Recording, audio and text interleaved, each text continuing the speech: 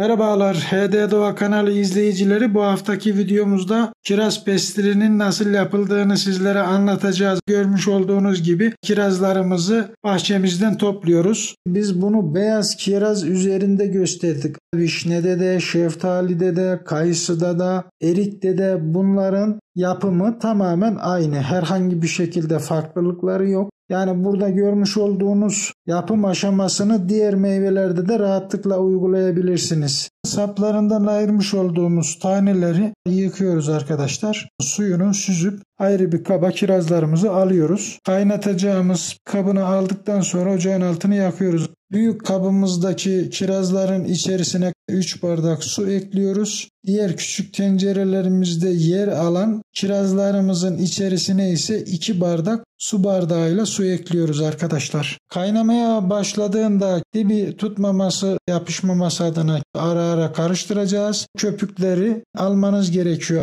Kapağımızı kapatıp bir müddet daha kaynamasını sağlıyoruz. Karıştırma işlemi ve köpük alma işlemini birkaç kez gerçekleştiriyoruz. Üzerinde buruşma ve renginde turunculaşma, hafif kahverengileşme olacak. Daha sonrasında altını kapatacağız. Soğumaya bırakmış olduğumuz kirazlarımızı evinde blender olmayan arkadaşlar kevgirden geçirebilirler. Kevgirden geçirmek biraz zahmetli. Bunun dışında evinde blenderı olan arkadaşlar ise çekirdeklerini çıkarttıktan sonra blenderda bu işlemi yapabilirsiniz. Bizim burada yaptığımızın dışında çekirdek temizleme olayını şu şekilde yapabilirsiniz. Kirazınızın sapını ayıkladıktan sonra kirazınız taze iken çekirdeğini çıkartıp kaynatıp direkt blenderda, kevgirde bu işlemi yapabilirsiniz. Kevgirde ve blenderda bu işlemi yaptıktan sonra marmelatı biraz daha ateşin üzerinde tencerede böyle fokurdayacak kıvama gelene kadar karıştırıyoruz. Yarım çay bardağı veya 1 çay bardağı şeker katıyoruz, karıştırıyoruz. Daha iyi kıvamın alabilmesi için 4 yemek kaşığı nişasta katıyoruz arkadaşlar. Gerek nişastanın katılması, gerekse şekerin katılması tamamen sizlerin isteğine bağlı. Şekeri tat vermesi amacıyla veya parlaklık katması amacıyla katıyoruz. Nişastayı ise kıvamını tutturabilmek amacıyla katıyoruz. Bunları kattıktan sonraki süreçte en önemli şey devamlı pütürleşmenin önüne geçebilmek amacıyla karıştırmak olacak.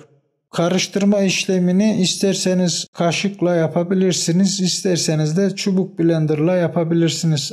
Ne zamana kadar karıştıracağız? Kabarcıklar, baloncuklar çıkmaya başladığı zamana kadar karıştıracağız. Daha sonrasında o kabarcıkları gördüğümüzde altını kapatacağız. Herhangi bir tepsi veya herhangi bir masa üzerine yağlı kağıdı serdikten sonraki süreçte kaşık yardımıyla marmelatımızı yağlı kağıdımızın üzerine yeteri kadarıyla alacağız. Daha sonrasında spatula kepçe yardımıyla ince bir kıvama gelecek şekliyle düzleme işlemini yapacağız arkadaşlar. Yağlı kağıdın üzerine sıvama veya ince tabaka şeklinde yapmayıp bunları kavanozlara alıp da marmelat şeklinde de tüketebilirsiniz. Ekstradan bunun pişirimi, marmelatın hazırlanması farklı değil, tamamen aynı arkadaşlar. İnce bir şekilde tabakayı oluşturduktan sonra elinizdeki malzemeye göre bu fıstık olur, ceviz olur veya susam olur, üzerine serpebilirsiniz. Serpmeden de bunu kurutabilirsiniz. Ancak kurutma aşamasında kesinlikle ve kesinlikle güneşli bir ortamda kurutmanızı tavsiye ederim. Güneş görmeyen bir ortamda kurutulduğu zaman üzerinde pamucuklaşma, küflenme olayları meydana gelebilir arkadaşlar. Güneşli ortamda kurutma işlemi genel itibariyle 3 ya da en fazla 5 gün sürer. Pestilimiz 4 gün sonrasında kurudu. Şu anda görmüş olduğunuz şekliyle biz pestilimizi yağlı kağıttan kaldırıyoruz. Daha sonrasında makas yardımıyla da kesim yapabilirsiniz. Muska şeklinde de şekil verebilirsiniz.